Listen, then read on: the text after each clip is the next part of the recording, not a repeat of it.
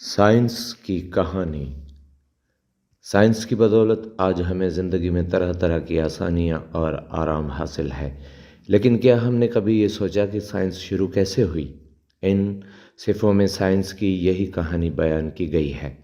Science کی کہانی دراصل انسان کی اپنی کہانی ہے، لیکن اس کہانی کے دو حصے ہیں۔ ایک حصے میں تو انسان کی ان کوششوں کی رویداد ہے جو وہ اپنے آپ کو سمجھنے کے لیے کرتا رہا ہے۔ دوسرے حصے میں ان کوششوں کا بیان ہے جو وہ اپنے ارد گرد پھیلی ہوئی کائنات کے بھیدوں کو سمجھنے کے لیے کرتا رہا ہے۔ ایک ہی کہانی کے ان دونوں حصوں کے دو الگ الگ کہانیاں بھی کہا جا سکتا ہے۔ ویسے بھی سائنس کے دو بڑے حصے ہیں۔ ایک تو قدرتی چیزوں کا مطالعہ ہے۔ ایک زمانے میں ہمارے ملک کے مدرسوں میں سائنس کی جو کتاب پڑھائی جاتی تھی اس کا نام ہی قدرت کے کھیل تھا۔ اس مطالعے کو ہم علم کی تلاش کہہ سکتے ہیں۔ سائنس کے دوسرے حصے میں یہ بتایا گیا ہے کہ زمین کے اندر جو چیزیں موجود ہیں، انسان نے اس سے کیا کیا کام لیے ہیں اور انسان نے کیسے ترقی کرتے کرتے طرح طرح کی اوزار، کیلیں اور دوسرا سامان بنایا۔ پہلے حصے کو ہم علمی سائنس اور دوسری کو عملی سائنس کہہ سکتے ہیں۔ عملی سائنس کو ٹیکنالوجی کی سائنس بھی کہتے ہیں۔ یہ خیال کیا جاتا ہے کہ زمین کی پرت یا پیڑھی 1 ارب سال سے بھی پہلے بنی تھی اور سب سے پہلا آدمی غالباً 20 لاکھ سال پہلے پیدا ہوا تھا، لیکن یہ حضرت عیسیٰ علیہ السلام سے کوئی 7,000 سال پہلے کی بات ہے کہ انسانوں نے گاؤں میں رہنا، پیٹ بھرنے کے لیے کھیتی باڑی کرنا اور بھیڑ بکریاں اور دوسرے ڈھور ڈنگر پالنا شروع کیے۔ اس کے ساتھ ساتھ رنگوں سے تصویریں بنانے اور پتھر کاٹ کاٹ کر مجسمے بنانے کا ہنر بھی شروع ہوا اور ترقی کرنے لگا۔ یہ بات بھی یقین سے کہی جا سکتی ہے کہ اس زمانے میں انسان آس پاس کی زمینوں اور سورج، چاند اور ستاروں میں بھی گہری دلچسپی لینے لگا تھا۔ انسان نے دیکھا کہ سورج روشنی اور گرمی پہنچاتا ہے، ستارے اندھیرا چھا جانے کے بعد کبھی چاند کے ساتھ اور کبھی چاند کے بغیر ہی نمودار ہوتے ہیں۔ اس نے یہ بھی دیکھا ہے کہ چاند ایک خاص مدت کے اندر باقاعدگی کے ساتھ گھٹتا بڑھتا اور اسی طرح اپنی شکل بدلتا رہتا ہے۔ چاند سے وقت کی پیمائش۔ نیا چاند تقریباً 29 دن کے بعد نکلتا ہے۔ اسے دیکھ کر پہلے زمانے کے آدمیوں کے یہ خیال سوجھا کہ چاند کے ذریعے وقت کو آسانی سے ناپا جا سکتا ہے۔ یہی وجہ ہے کہ انسان نے جو پہلا کیلنڈر بنایا وہ چاند ہی کے حساب سے بنایا تھا۔ اسے قمری کیلنڈر کہتے ہیں۔ سال کو 12 چاندوں پر تقسیم کر دیا گیا۔ ہر حصے کو ہماری زبان میں ماہ کہتے ہیں، جس کی معنی ہی چاند کے ہیں۔ بعد میں سورج کی بنیاد پر کیلنڈر بنایا گیا، اس میں بھی سال کے 12 ہی حصے ہیں۔ ان حصوں کو بھی ہم ماہ ہی کہتے ہیں۔ قمری کیلنڈر یا چاند کے کیلنڈر بعض امور میں تو خوب کام دے جاتا تھا، لیکن اس سے موسموں کا کچھ پتہ نہ چلتا تھا۔ جن لوگوں کی گزر بسر ہی کھیتی باڑی پر تھی، اس میں ان کے لیے ایک کمی ضرور تھی، وہ یہ کہ قمری کیلنڈر سے موسموں کا پتہ نہیں چل سکتا تھا۔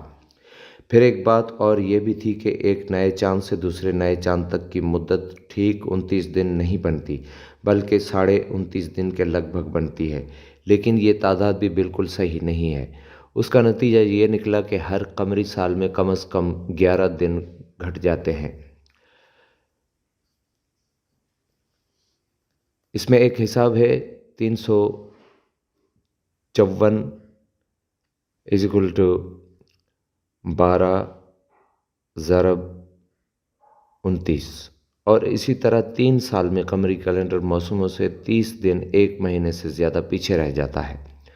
جوں جوں زمانہ گزرتا گیا، انسان کو یہ محسوس ہونے لگا کہ سورج کے ذریعے وقت کی پیمائش زیادہ صحیح ہو سکتی ہے۔ ایک تو انسان نے یہ دیکھا کہ سورج ہر صبح نکلتا اور ہر شام ڈوب جاتا ہے۔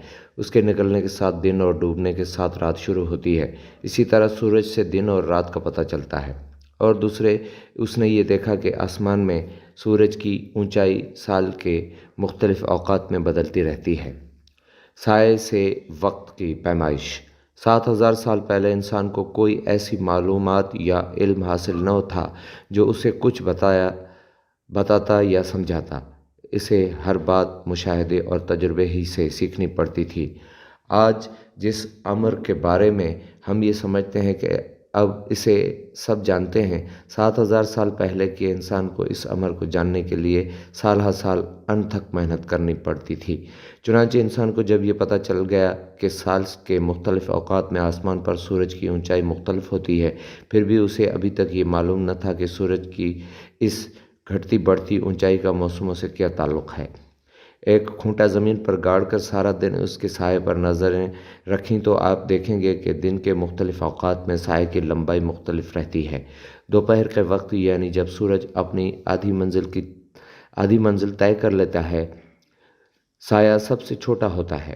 دوپہر تک آدھا دن گزر جاتا ہے، اس لیے اسے نصف النہار بھی کہتے ہیں۔ دوپہر کے وقت آسمان پر سورج جتنا نیچے ہوگا، زمین پر چیزوں کا سایہ اتنا ہی لمبا ہوگا، اور سورج جتنا اونچا ہوگا، زمین پر چیزوں کا سایہ گرمیوں کی دوپہر کی بنسبت کہیں زیادہ لمبا ہوتا ہے۔ اس سے انسان اس نتیجے پر پہنچا کہ سردیوں کی دوپہر میں آسمان پر سورج کی گرمیوں کی دوپہر کی یہ بنسبت کہیں نیچے ہوتا ہے۔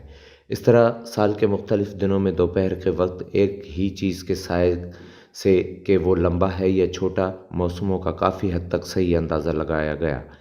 پہلے زمانے کا انسان ایک کھونٹا زمین میں گاڑ دیتا تھا اور سال کے مختلف دنوں میں دوپہر کے وقت اس کے سائے کی لمبائی ناپتا تھا اور اس سے موسم کا اندازہ لگاتا تھا۔ اس مقصد کے لیے استعمال ہونے والا کھونٹا ہی سب سے پہلی دھوپ گھڑی ہے۔ اسے نومون کہتے ہیں۔ آج بھی بعض غیر ترقی یافتہ لوگ یہی طریقہ استعمال کرتے ہیں۔ اجرام فلکی کے متعلق علم کی شروعات۔ پہلے زمانے کے لوگ ستاروں میں بھی بہت دلچسپی لیتے تھے، جنہیں وہ رات کو آسمان پر جھلملاتا دیکھتے۔ البتہ انہیں یہ پتہ نہیں تھا کہ سارے ستارے دن کے وقت بھی آسمان پر موجود تو ہوتے ہیں، لیکن سورج کی تیز روشنی کی وجہ سے ان کی روشنی ماند پڑ جاتی ہے اور وہ نظر نہیں آتے۔ پھر انسان کو آخر یہ کیسے پتہ چلا کہ ستارے دن کے وقت بھی آسمان پر موجود ہوتے ہیں؟ صرف ایک موقع ایسا آتا ہے جب ہم دن کے وقت بھی ستارے دیکھ سکتے ہیں۔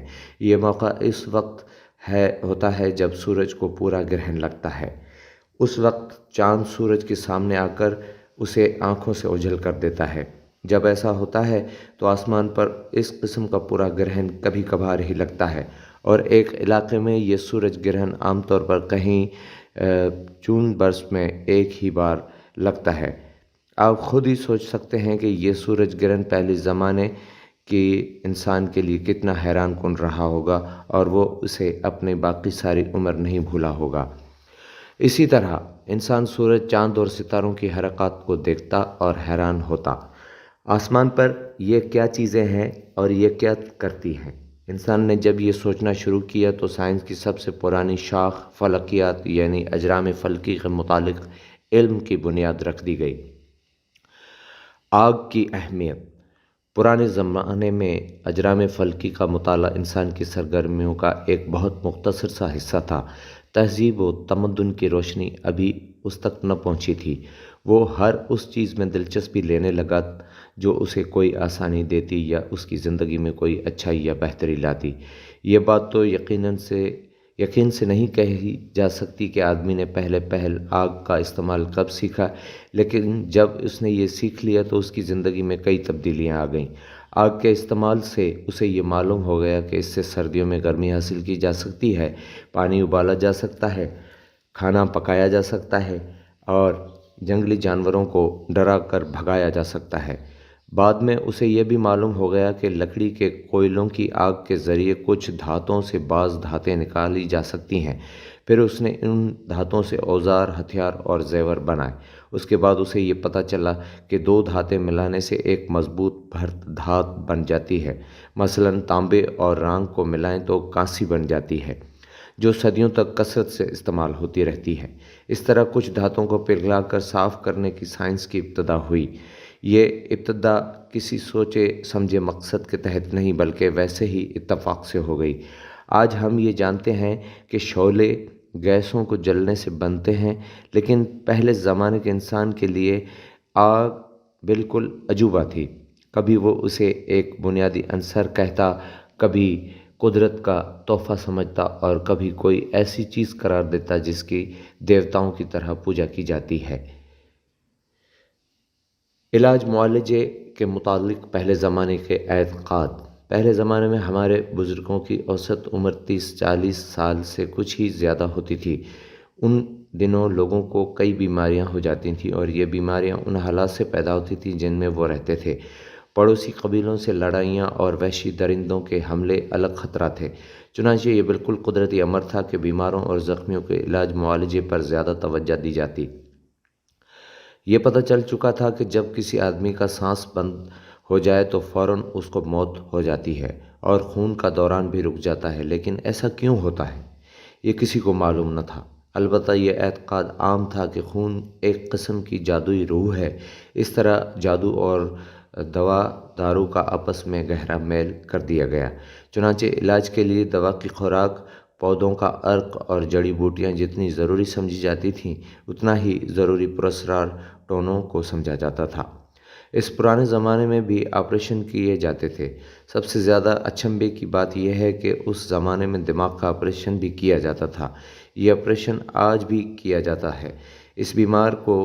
اس میں بیمار کی کھوپڑی میں ایک سوراخ کیا جاتا ہے۔ آج کل یہ آپریشن جس طرح کیا جاتا ہے اس سے مریض کے دماغ پر سے بوجھ ہٹانے میں مدد ملتی ہے، لیکن آج سے ہزاروں سال پہلے یہ آپریشن نہایت بھونڈے طریقے سے کیا جاتا تھا، جو کبھی کبھی کامیاب بھی ہو جاتا تھا۔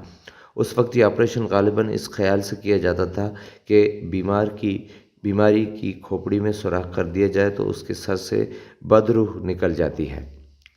تہذیبیں نسل کے بعد نسل چلتی رہی، یوں ہی صدیاں گزر گئیں اور نئی نئی تہذیبوں نے جنم لیا شروع کیا۔ لوگوں نے مل جل کر بڑے بڑے گروہ بنا کر رہنا شروع کیا۔ اس طرح شہر بنے اور زندگی سیدھی سادی نہ رہی، بلکہ اس میں زیادہ سے زیادہ الجھنیں پیدا ہوتی چلی گئیں۔ خانہ بدوش قبیلے بھی موجود رہے جو ایک علاقے سے گھومتے پھرتے دوسرے علاقے میں نکل جاتے تھے، لیکن لوگوں کا میلان اس طرح زیادہ سے زیادہ بڑھنے لگا کہ اپنی نسل، عقیدے اور پیشے کے لوگوں کے ساتھ مل کر ایک جگہ بس جائیں۔ یوں قوموں کی خصوصیات ابھریں اور تجارت بڑھی۔ حضرت عیسیٰ علیہ السلام سے 3000 سال قبل مشرق وسطیٰ میں مصر اور بابل جسے اس زمانے میں سمیر کہتے تھے کی تہذیبیں پھل پھول رہی تھیں۔ یہی سائنس کے ابتدائی فکر و عمل نے آئندہ 2500 سال تک ترقی جاری رکھی۔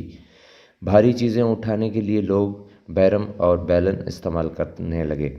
انہوں نے ایک قسم کی لکھائی بھی نکال لی اور لکھنے کے لیے دریائے نیل کے کنارے لگنے والے سینٹوں سے پیپائرس بنا لیا۔ کاغذ کا انگریزی نام پیپر اسی پیپائرس سے بنا ہے۔ کانوں سے دھاتیں نکالنے کو اچھی طرح منظم کر دیا گیا۔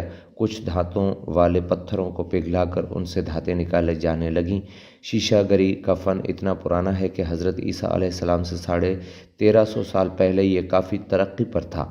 دھاتوں کے مختلف مرکبوں کی تھوڑی تھوڑی مقدار کو اکٹھا گوندھ کر ان سے رنگ برنگے مٹکے اور پھول دان وغیرہ بنانے لگے۔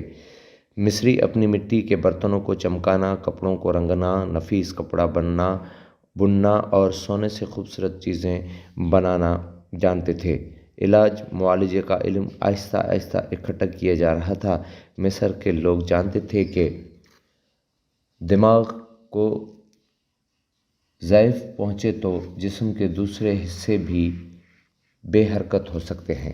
وہ لاشوں پر خاص قسم کے تیل اور ست مل کر انہیں محفوظ کر لینے میں ماہر تھے۔ آج بھی 3000 سال بعد مصری ممیاں عجائب گھروں میں دیکھی جا سکتی ہیں۔ بابل کے لوگ بھی عمل پسند تھے، لیکن کسی چیز کا سبب یہ علت معلوم کرنے میں وہ مصریوں سے زیادہ دلچسپی لیتے تھے۔ اصل میں سائنسی نظریے سب سے پہلے انہی نے پیش کیے۔ وہ لکھنا بھی جانتے تھے۔ وہ مٹی کی تختیوں پر لکھتے تھے۔ حساب میں وہ مربع اور جزر نکال لیتے تھے۔ وہ چیزوں کو 60 اور 10 میں گنتے تھے۔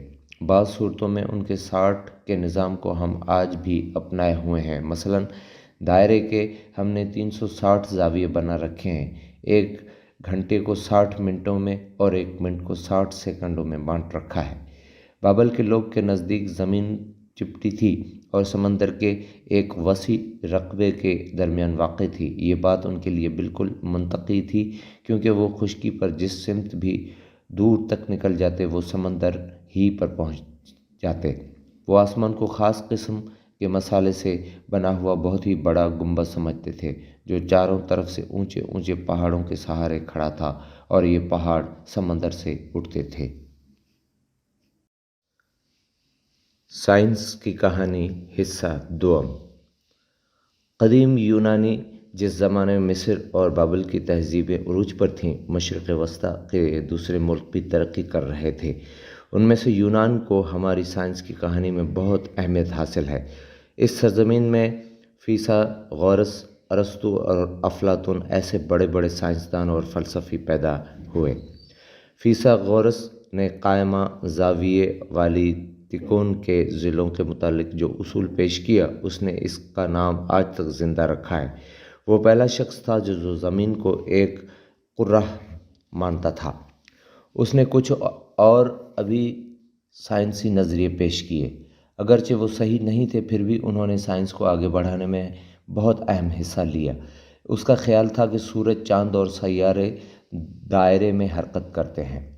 اس کو یہ بھی یقین تھا کہ سورج ہر سال زمین کے گرد ایک چکر پورا کر لیتا ہے، اور سورج کے اس چکر سے مختلف موسم بنتے ہیں، اور چاند اور دوسرے سیارے بھی اسی طرح زمین کے گرد چکر کاٹتے ہیں۔ وہ سمجھتا تھا کہ اس طرح زمین ساری کائنات کا مرکز ہے۔ ارسطو بھی یہ مانتا تھا کہ زمین ایک کرہ ہے جو ایک جگہ ٹھہرا ہوا ہے اور ساری کائنات کا مرکز ہے۔ اس کا خیال تھا کہ ساری کائنات بھی کرہ ہے۔ ارسطو کا زمانہ حضرت عیسیٰ علیہ السلام سے 400 سال پہلے کا ہے۔ اس وقت تک کشش ثقل کا خیال کسی کو نہیں سوجا تھا۔ اس نظریے کے مطابق بھاری چیزیں نیچے کی طرف کھینچی آتی ہیں۔ اس زمانے میں ارسطو نے یہ نظریہ پیش کیا تھا کہ کوئی چیز اوپر اچھالی جائے تو وہ اپنی قدرتی گھر یعنی زمین کے مرکز کی تلاش میں زمین پر آ گرتی ہے۔ شروع کی طبیعیات، بنیادی عنصر۔ یونان کے فلسفی یہ یقین رکھتے تھے کہ کائنات میں چار بنیادی جوہر یا عناصر موجود ہیں: زمین، ہوا، آگ اور پانی۔ ارسطو نے اس خیال کا اضافہ کیا کہ ان میں سے جو عنصر کائنات میں اپنا قدرت مقام رکھتی ہے اور کائنات کی تمام چیزیں انہی چار عناصر سے بنی ہیں۔ اس کا خیال تھا کہ ہوا اس کرے میں موجود ہے جو زمین کو گھیرے ہوئے ہے، اس لیے ہوا ہمیشہ ہمارے ارد گرد موجود رہتی ہے۔ اس نے دیکھا کہ کسی جلتی ہوئی چیز کو جس سمت بھی موڑیں، اس کا شعلہ ہمیشہ اوپر ہی کو جاتا ہے۔ اس سے اس نے یہ نتیجہ نکالا کہ ہوا سے اوپر کے کرے میں آگ ضرور موجود ہوگی، اور شعلہ اپنے اس قدرتی مقام تک پہنچنے کی کوشش میں اوپر جاتا ہے۔ اس نے دیکھا کہ پانی گرایا جائے تو وہ زمین پر پھیل جاتا ہے۔ اس سے اس نے یہ نتیجہ نکالا کہ پانی کی قدرتی جگہ نیچے زمین پر ہے۔ آخر میں اس نے یہ نتیجہ نکالا کہ چوتھے عنصر یعنی زمین کی قدرتی جگہ کائنات کے مرکز میں ہے۔ اس زمانے میں یہ باور کیا جاتا تھا کہ کائنات کی ہر چیز انہی چار عناصر سے مل کر بنی ہے۔ کسی میں کوئی عنصر تھوڑا ہے، کسی میں زیادہ۔ بہرحال انسان اپنے ارد گرد پھیلی ہوئی کائنات کو سمجھنے کے لیے مختلف نظریے برابر سوچتا اور پیش کرتا رہا، اور یہ بات کوئی اہم نہیں کہ یہ نظریے غلط نکلتے رہے۔ اہم بات یہ ہے کہ یہی نظریے نئے نظریوں اور دریافتوں کی بنیاد بنے۔ یونانی طب اور حیاتیات۔ انسان کے جسم اور فطرت پر یونانی بہت گہرے نظر رکھتے تھے۔ یونان کا سب سے بڑا مشہور طبیب بقراط تھا، جو آج بھی بقراطی حلف کی وجہ سے یاد کیا جاتا ہے۔ طب کا علم حاصل کرنے کے بعد طب کے پیش میں داخل ہونے کا اہل بننے کے لیے آج بھی کئی ڈاکٹر یہ حلف اٹھاتے ہیں۔ اس حلف کے ذریعے وہ کئی عہد کرتے ہیں۔ بقراط نے یہ تعلیم دی کہ بیماریوں کا علاج سائنسی طریقے سے ہونا چاہیے اور جادو بلکہ مذہب کا بھی سہارا نہیں لینا چاہیے۔ ارسطو کا ذکر اس سے پہلے کائنات کے متعلق نظریوں کے سلسلے میں آ چکا ہے۔ وہ حیوانات اور نباتات میں بے حد دلچسپی لیتا تھا۔ اس نے جانوروں کی جسمانی بناوٹ کے بارے میں بہت کچھ معلوم کر لیا تھا۔ اگرچہ ارسطو کو نباتات کی زندگی میں بھی دلچسپی تھی، تاہم سائنس کے اس شعبے کو سب سے زیادہ ترقی اس کے دوست تھیوفراسٹس نے دی۔ اس نے یہ جائزہ لیا کہ پودے کس طرح اگتے اور بڑھتے ہیں۔ علم نباتات پر پہلی مکمل کتاب اس نے لکھی۔ اس طرح قدیم یونانیوں نے کائنات، حیوانات اور فطرت کے مطالعے میں بہت ترقی کی۔ جب ہم یہ دیکھتے ہیں کہ انہوں نے یہ ترقی حضرت عیسیٰ علیہ السلام سے 400-500 سال پہلے کی تو ہم ششدر رہ جاتے ہیں۔ سائنس اسکندریہ پہنچ گئی۔ 4 صدی قبل مسیح میں اسکندر اعظم نے مشرق وسطیٰ کے تقریباً تمام ملکوں کو فتح کر لیا تھا۔ 332 قبل مسیح میں اس نے مصر میں بحر روم کے ساحل پر اسکندریہ کی بندرگاہ تعمیر کی۔ آئندہ 300 سال کے دوران یہاں سائنس نے اور ترقی پائی۔ یہاں بہت سے عالم آ کر آباد ہو گئے جن کے نام آج تک مشہور ہیں۔ ان میں سب سے زیادہ نام اقلیدس، ارشمیدس اور بطلیموس نے پایا۔ انہوں نے طب، ریاضی، فلکیات اور جغرافیہ میں مزید تحقیق کی اور اپنے خیال کے مطابق نتیجے پیش کیے۔ ان دنوں سکندریہ میں ہیروفلس ایک بہت ممتاز طبیب تھا۔ اس نے جو طبی اصطلاحیں وضع کیں ان میں سے بعض آج تک چلتی ہیں۔ اس نے آدمی کا بدن کا مفصل مطالعہ کیا۔ اس نے یہ دریافت کیا کہ انسان کی آنکھ کس طرح کام کرتی ہے اور آنکھ کی نسیں کس طرح دماغ سے جڑی ہوئی ہیں۔ اس نے جانوروں پر جو تجربے کیے اور خیال کیا جاتا ہے کہ اس نے موت کی سزا پانے والے مجرموں پر بھی تجربے کیے تھے۔ ان سے اسے یہ پتہ چل گیا کہ پھیپھڑے کس طرح کام کرتے ہیں اور شریان اور ورید میں کیا فرق ہے۔ اس نے یہ بھی دریافت کر لیا کہ جو اعصاب آدمی کے جسم کو حرکت کرنے کے قابل بناتے ہیں اور جن کا انسانوں کے چھونے، چکھنے اور سونگھنے وغیرہ کے حواس پر قابو ہے، ان کا اپنا اپنا کیا کام ہے۔ ہیروفلس کا خیال تھا کہ انسان کا جسم دل کے نہیں، دماغ کے ماتحت کام کرتا ہے اور اس کے قابو میں ہے۔ انسان اب تک جو سمجھتا آیا تھا، یہ خیال اس کے بالکل الٹ تھا۔ اقلیدس اور ارشمیدس۔ اقلیدس یونان کا ایک بہت نامور ریاضی دان تھا۔ اس کا زمانہ 330 قبل مسیح سے 260 قبل مسیح تک کا ہے۔ اس کے سب سے مشہور تصنیف جیومیٹری کی بنیادی اصول ہے۔ اس میں اس نے ساری یونانی جیومیٹری کا مکمل مطالعہ کیا ہے۔ موجودہ صدی تک یہ اپنے موضوع پر مستند نصابی کتاب رہی ہے۔ ارشمیدس یونان کا ایک ریاضی دان تھا، لیکن وہ موجود بھی تھا۔ اس نے ارشمیدس پیچ ایجاد کیا۔ یہ آبی پیچ تھا جس کے ذریعے پانی کی سطح نہایت آسانی سے اونچی کی جا سکتی تھی۔ 1500 سال سے زیادہ عرصے تک یہ پیچ ساری دنیا میں استعمال ہوتا رہا۔ سائنس میں ارشمیدس کی شہرت کا سبب یہ ہے کہ اس نے یہ اصول دریافت کیا کہ جب کوئی ٹھوس چیز کسی مائع میں ڈالی جائے تو اس سے جتنی مائع اپنی جگہ چھوڑتی ہے، اس کے وزن کے برابر اس ٹھوس چیز کا وزن گھٹ جاتا ہے۔ اس اصول کو اصول ارشمیدس کہتے ہیں۔ اس نے یہ اصول کس طرح دریافت کیا، اس کا بہت دلچسپ قصہ ہے۔ سسلی کے بادشاہ نے سونے کا ایک نیا تاج بنوایا۔ اسے شک تھا کہ سونار نے میرے ساتھ دھوکہ کیا ہے اور سونے میں کچھ چاندی کی ملاوٹ کر دی ہے۔ بادشاہ نے ارشمیدس کے سامنے اپنا شک بیان کیا اور اس سے کہا کہ وہ دیکھے کہ تاج کا سونا خالص ہے یا اس میں کھوٹ ہے، لیکن یہ جانچتے وقت تاج کو کوئی نقصان نہ پہنچے۔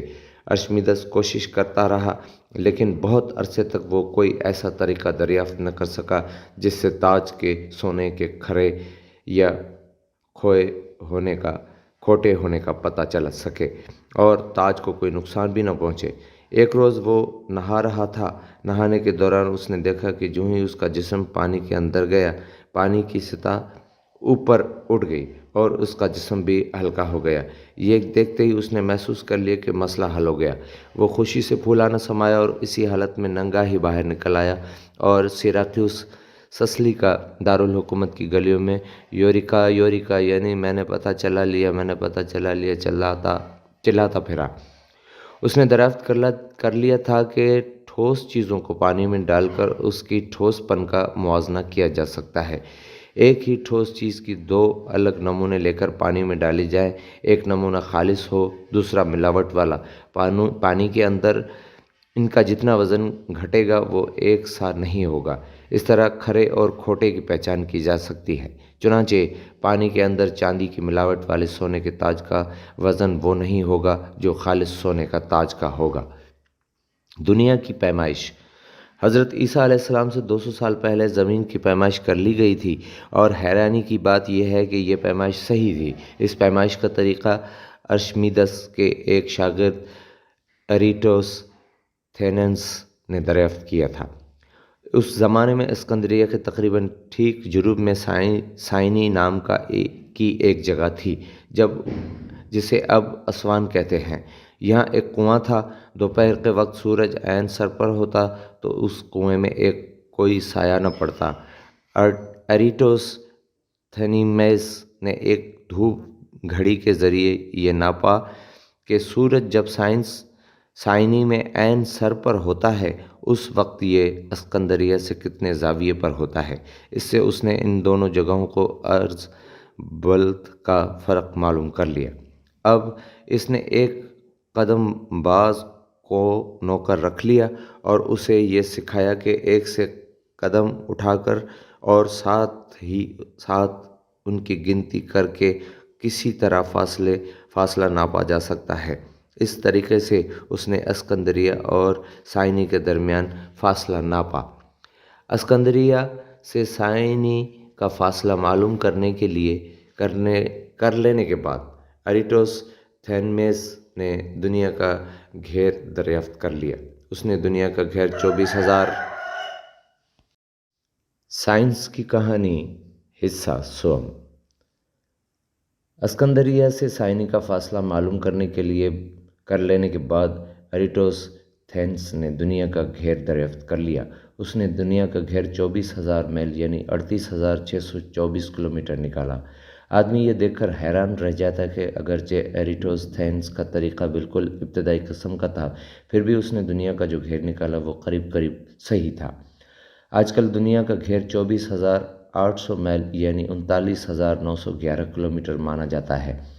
ان دونوں میں صرف 800 میل یعنی 1,287 کلومیٹر کا فرق ہے، جو ایریٹوستھینس کے پرانے طریقے کو دیکھتے ہوئے کچھ بھی زیادہ نہیں۔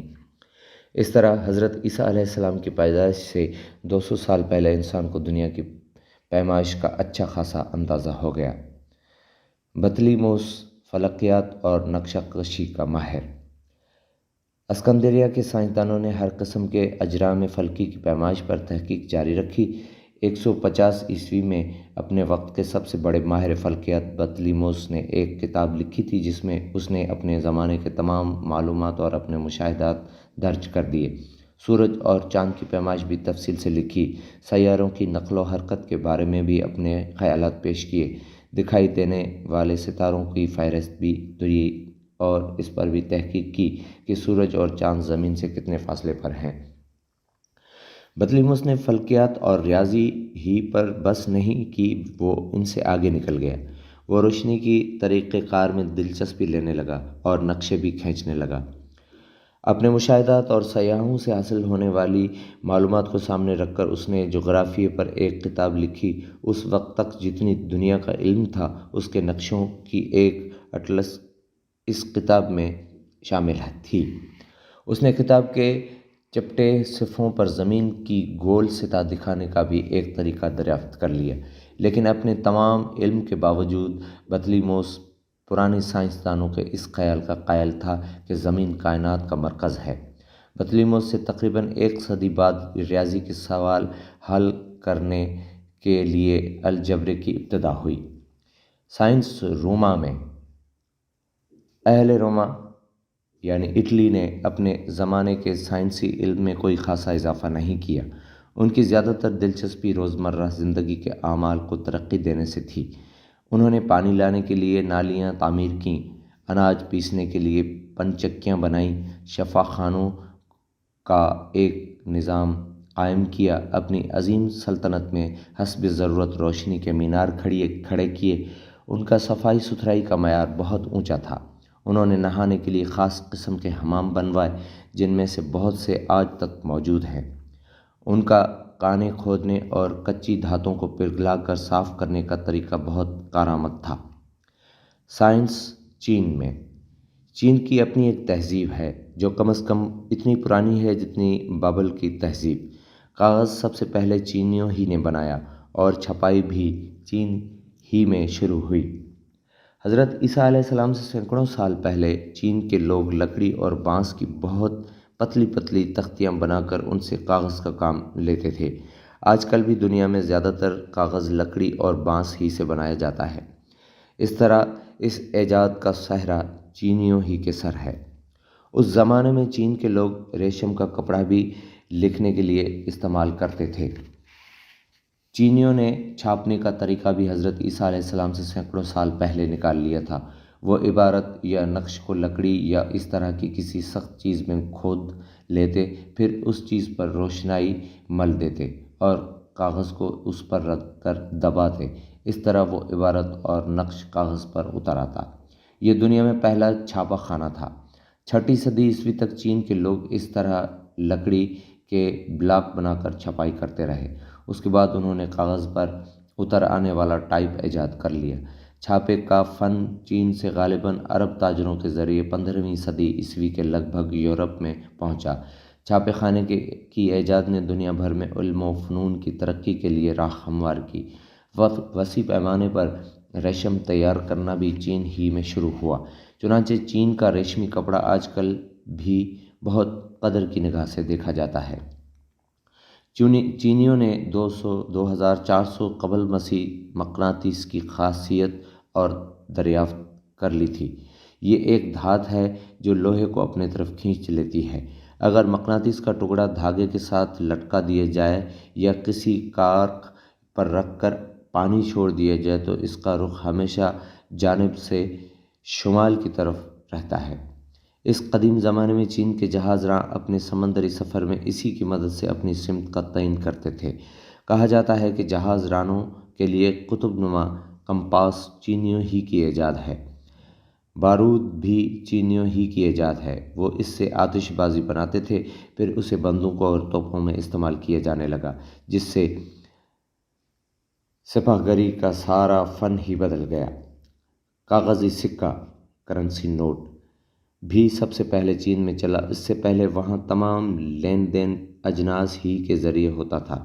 جنس کے بدلے جنس کا نظام بارٹر سسٹم رائج تھا۔ کاغذی سکے کی ایجاد نے انسان کی اقتصادی زندگی میں ایک انقلاب برپا کر دیا۔ پنچکی اور آبی گھڑی بھی چین ہی کی ایجاد ہے۔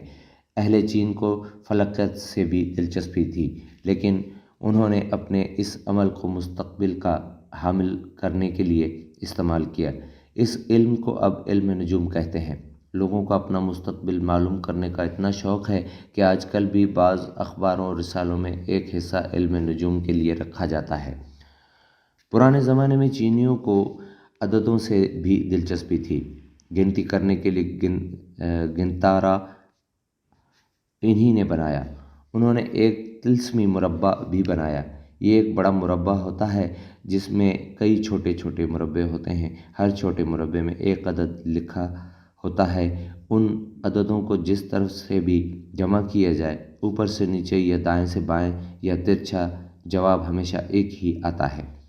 نیچے ایک ایسے ہی طلسمی مربع کی مثال دی جاتی ہے۔ اس کے چاروں سروں پر جو عدد لکھے ہوئے ہیں انہیں جمع کرنے سے میزان نکلتا ہے، اور کوئی سے 4 چھوٹے مربعوں کا ایک مربع بنا کر اس کے چاروں عدد جمع کر لیے جائیں تو اس سے جو میزان نکلتا ہے، یہ دونوں میزان ہمیشہ آپس میں برابر ہوتے ہیں۔ علم کیمیا۔ صدیوں تک علم کیمیا کو جسے اس زمانے میں الکیمیا کہتے تھے، ایک عجیب و غریب اور پراسرار مضمون سمجھا جاتا رہا۔ اس علم کا آغاز 100 عیسوی میں اسکندریہ میں ہوا اور 1500 سال تک یہ رائج رہا۔ پھر موجودہ علم کیمیا کی شروعات ہو گئی۔ کیمیا گروں کا یقین تھا کہ ایک دھات دوسری دھات میں تبدیل کی جا سکتی ہے۔ وہ ہمیشہ اس جستجو میں رہتے کہ کوئی ایسا طلسماتی طریق مل جائے جس سے معمولی دھاتوں کو سونے میں تبدیل کیا جا سکے۔ انہیں کسی ایسی دوا کی بھی تلاش تھی جو تمام بیماریوں سے شفا دے سکے۔ انہوں نے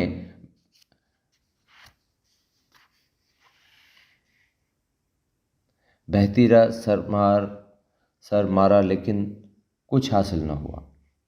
البتہ ان کی ان کوششوں کی بدولت نئے کیمیائی طریقے ضرور دریافت ہو گئے، مثلاً قشیر کرنے کا طریقہ جو کئی سو سال بعد دوا سازوں کے بہت کام آیا۔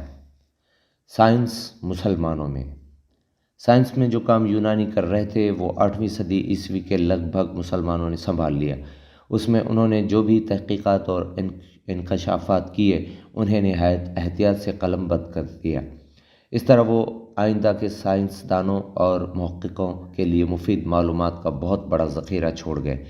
اس زمانے میں نہ آمد و رفت اتنی آسان تھی اور نہ رسل و رسال ہی کی اتنی سہولتیں تھیں، اس لیے علم اور خیالات کی اشاعت بہت آہستہ ہوتی تھی، اور قیمتی معلومات کو تحریر میں نہ لاتے تو یونان کی سائنس کا اکثر حصہ ضائع ہو جاتا یا کم از کم ایک بہت طویل عرصے تک ناپید رہتا۔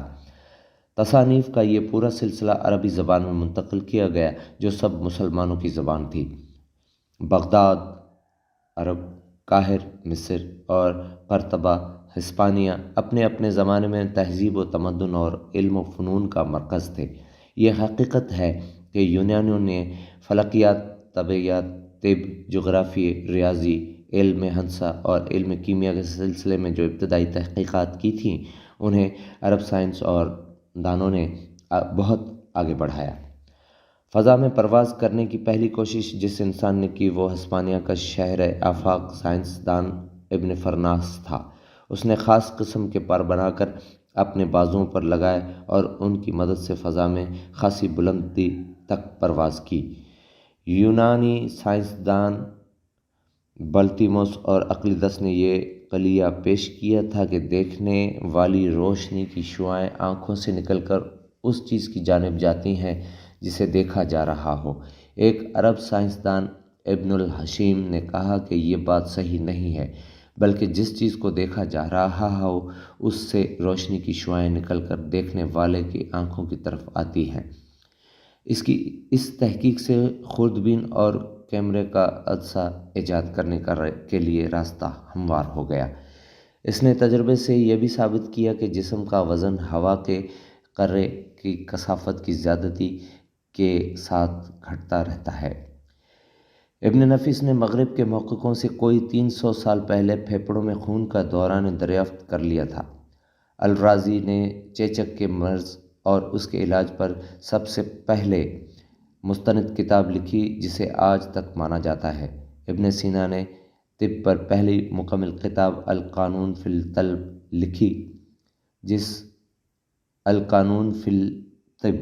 لکھی جسے یورپ میں بھی صدیوں تک طبی انجیل کی حیثیت حاصل رہی اور طب جدید نے بھی اس سے فائدہ اٹھایا۔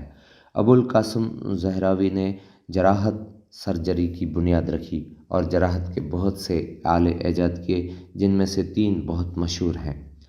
جراحت کا آلہ جس کے سرے پر اسفنج کا ٹکڑا ہوتا ہے اور وہ حلق میں لیپ کرنے یا حلق سے کوئی چیز نکالنے میں استعمال ہوتا ہے۔ نمبر 2 زخم کی گہرائی معلوم کرنے کا آلہ اور 3 کان کا معائنہ کرنے کا آلہ اسپرنج۔ فارماکوپیا قرابادین بھی عربوں نے ایجاد کیا۔ یہ صحیح نسخے کے ساتھ مرکب دوائیں تیار کرنے کا سائنسی طریقہ ہے۔ اس میں دوا کے معیار، قوت اور اجزاء کے خالص ہونے کا خاص خیال رکھا جاتا ہے۔ بغداد میں سب سے پہلے عوامی ہسپتال ہارون الرشید نے قائم کیا تھا۔ 11ویں صدی عیسوی میں گشتی شفاخانوں کا عام رواج ہو گیا تھا۔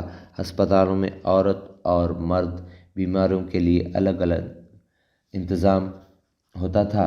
البیرونی نے یہ دریافت کیا کہ روشنی آواز سے زیادہ تیز رفتار ہے۔ البیرونی ہی وہ پہلا شخص ہے جس نے زمین کا گھیر ناپنے کا ایک نہایت آسان طریقہ نکالا۔ اس کا خیال تھا کہ زمین گول ہے اور سورج کے گرد گھومتی ہے۔ اس نے زمین کو ایک کرہ گلوب بھی بتایا تھا، اور یہ خیال پیش کیا کہ زمین پر مختلف زمانے آتے اور بدلتے رہتے ہیں، خشکی سمندر میں ڈوب جاتی ہے، سمندر بھی سوکھ جاتے ہیں اور خشکی نکل آتی ہے۔ اس نے زمین کی عمر بھی نکالی تھی، اس نے جو اندازہ لگایا تھا وہ آج کل بھی درست مانا جاتا تھا۔ دھاتیں نکالنے کے لیے اس نے زمین جانچنے کے طریقے بھی دریافت کیے، ان کے ذریعے یہ پتہ چل جاتا ہے کہ کس زمین میں کون سی دھات موجود ہے۔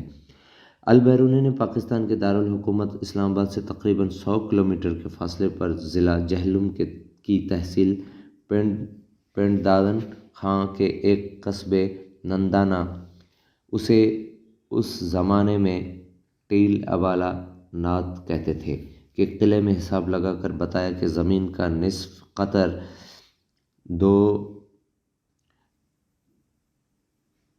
6338.80 کلومیٹر ہے۔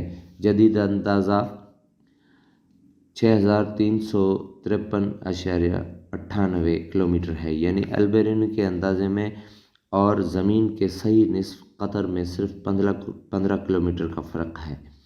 زمین کے گھیر کی پیمائش بھی انہی نے کی تھی۔ انہوں نے حساب لگا کر بتایا کہ زمین کا گھیر 39,859 کلومیٹر ہے۔ جدید تحقیق کے مطابق یہ 39,996 کلومیٹر ہے۔ اس طرح ان کے حساب میں اور زمین کے صحیح گھیر میں صرف 127 کلومیٹر کا فرق ہے۔ علم ریاضی کی ترقی میں مسلمانوں کا نمایاں حصہ رہا ہے۔ الجبر اور علم مثلث کی بنیاد انہوں نے ڈالی۔ سفر بھی انہی کی اختراع ہے۔ ظاہر ہے کہ اگر سفر اختراع نہ ہوتا تو ریاضی کا مضمون نامکمل رہتا اور سائنس میں موجود زمانے کی حیرت انگیز ترقیاں ناممکن ہوتیں۔ سائنس کی کہانی، حصہ چہارم۔ ابوالحسن نے دوربین میں ایجاد کی۔ مصر کے مشہور سائنسدان ابن یوسف الجفس نے اس کا نام ابن یونس لکھا ہے۔ یہ گھڑی کے پنڈولم کا موجد ہے۔ ابو موشر وہ پہلا سائنسدان تھا جس نے مد و جزر کا نظریہ پیش کیا اور بتایا کہ مد و جزر پر چاند کا اثر پڑتا ہے۔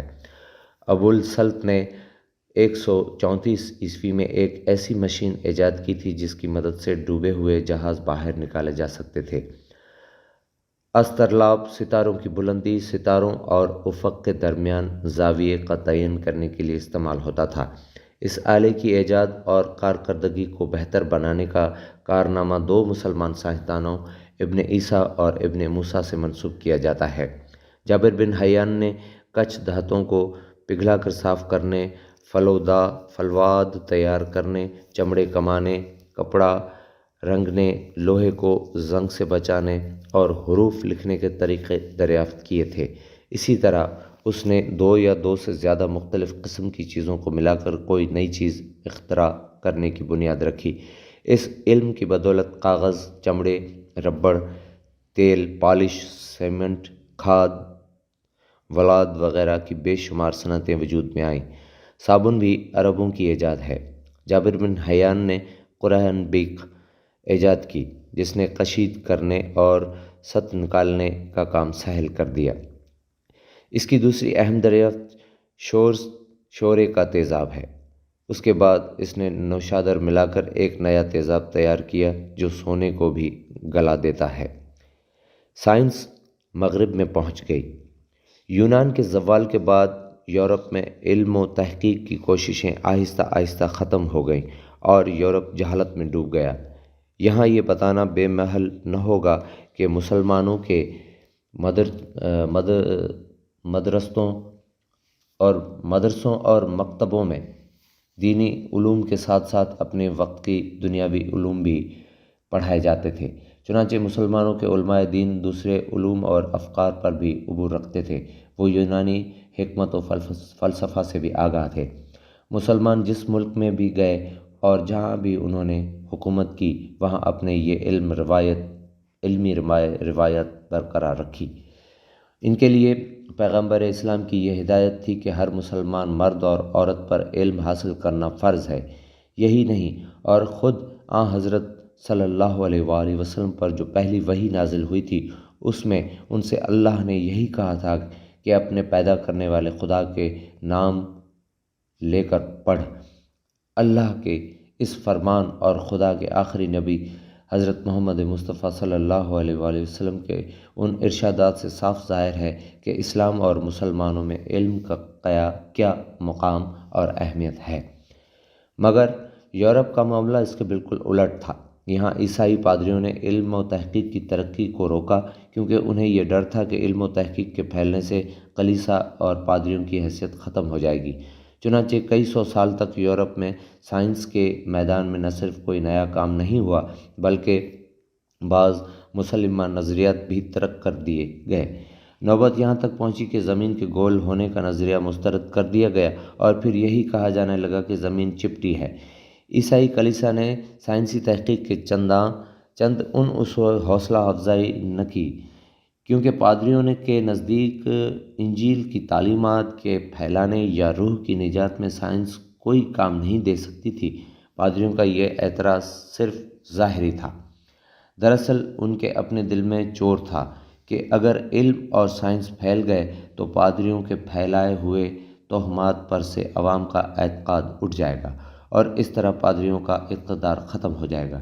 لیکن یورپ ہی کے ایک ملک ہسپانیہ میں مسلمانوں نے 700 سال حکومت کی اور اپنی روایات کے مطابق یہاں علم و تحقیق کے چراغ روشن کیے۔ ان چراغوں کی روشنی یورپ کے در و بام تک بھی پہنچی۔ خلافت عباسیہ کے دوران بغداد میں جو علمی کام ہوا اس کا اثر یورپ میں بھی پہنچا۔ بغداد کے بیت الحکمت اور دارالترجمہ نے علم و دانش کے پھیلانے اور تحقیق و تفتیش کو فروغ دینے میں جو بے مثال کارنامے سر انجام دیے، ان کی دھاک آج تک بیٹھی ہوئی ہے۔ ان اداروں نے عباسی سلاطین کی سرپرستی میں یونان کی حکمت و فلسفہ اور ہندوستان کے علم و دانش کو عربی زبان میں ڈھالا۔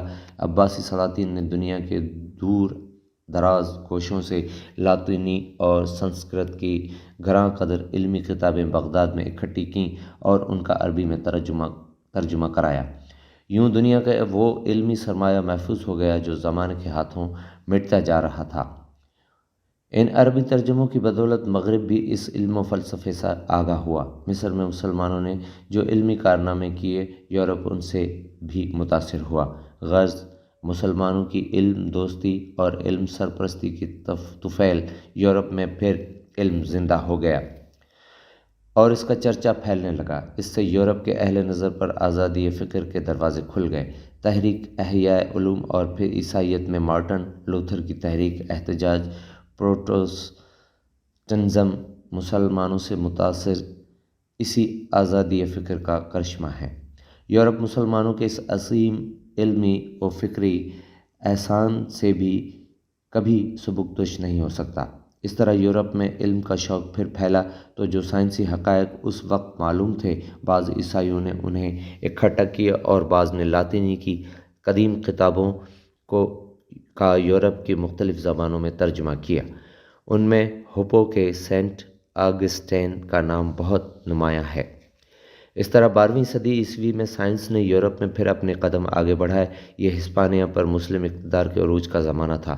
یہاں طلبتا ٹولیڈو کا شہر علم کا مرکز تھا۔ یہاں یورپ بھر سے علم کے پیاسے اپنی پیاس بجھانے آ گئے۔ اسی طرح یہاں بہت سی قوموں کے علماء کی ایک نئی نسل جمع ہو گئی۔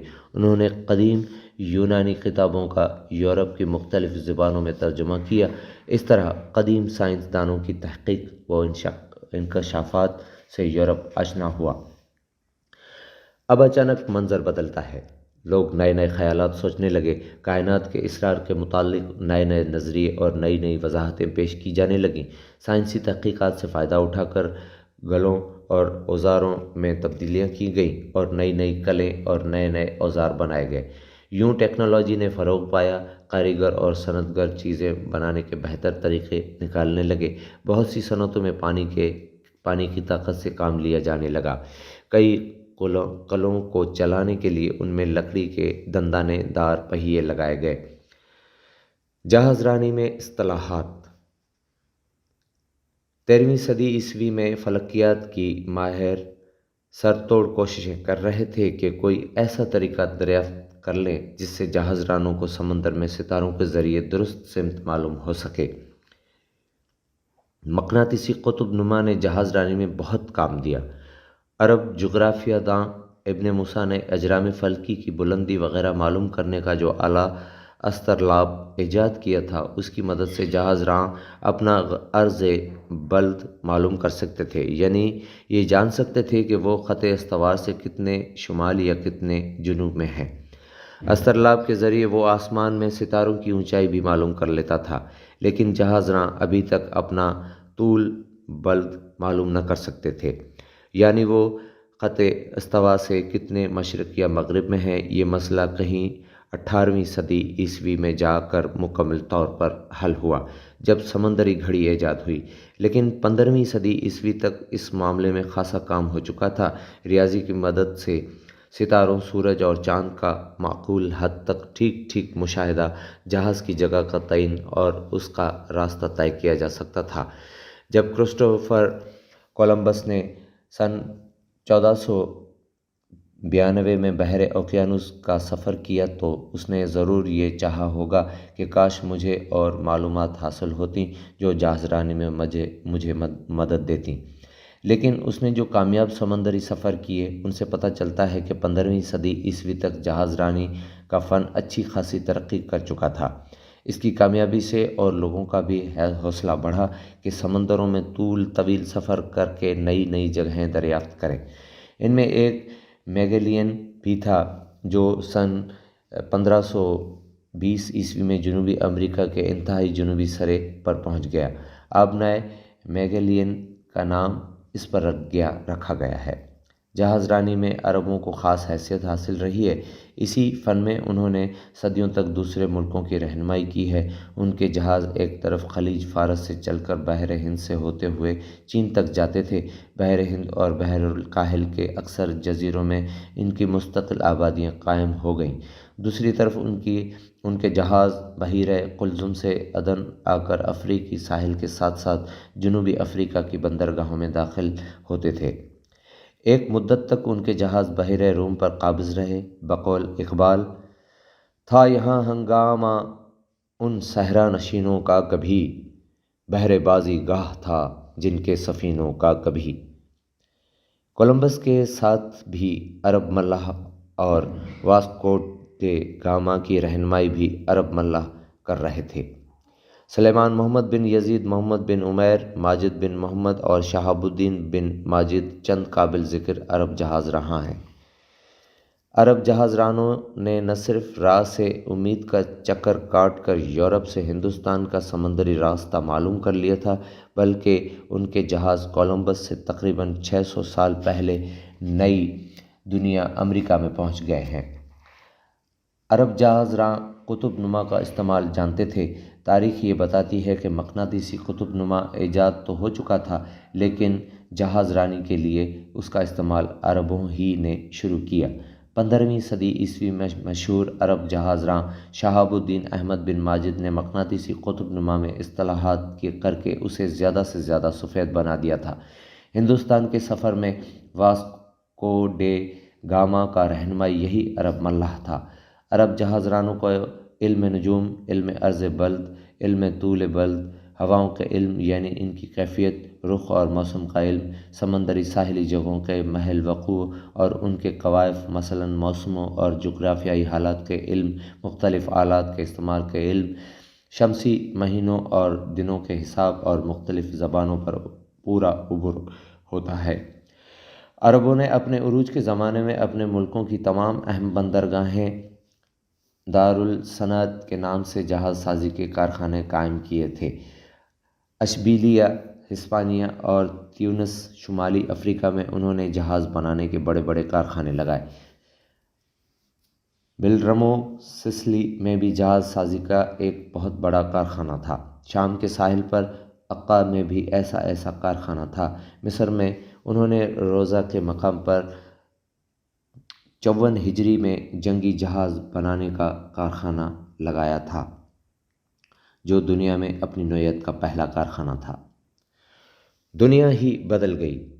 جہاز رانی کے فن میں جو ترقیاں اور اصلاحیں ہوئیں ان سے جہاز رانوں اور مہم جوؤں کے لیے سمندروں میں راہ ہموار ہو گئی۔